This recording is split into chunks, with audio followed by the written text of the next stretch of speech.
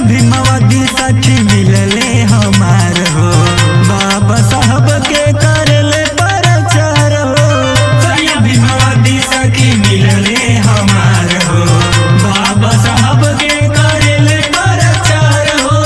सुतल समझवा के अपने जगह में, सुतल समझवा के अपने जगह में बाबा साहब के मिशनवा बढ़ावे। सुतल समझवा के अपने जगह में बाबा साहब के मिशनवा बढ़ावे।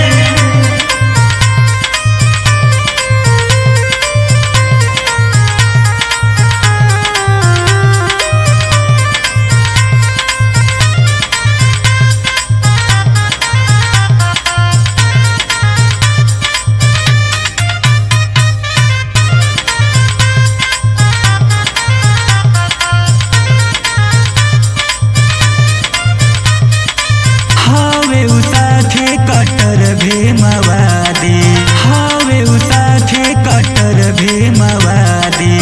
नमवा से बड़े बड़े तपे मनुवादी। हावे उसाथे कट्टर भीमवादी, नमवा से बड़े बड़े तपे मनुवादी।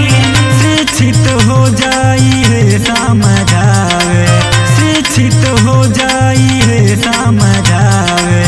बाबा साहब के मिशनवा बढ़ावे, बाबा साहब के मिशनवा बढ़ावे।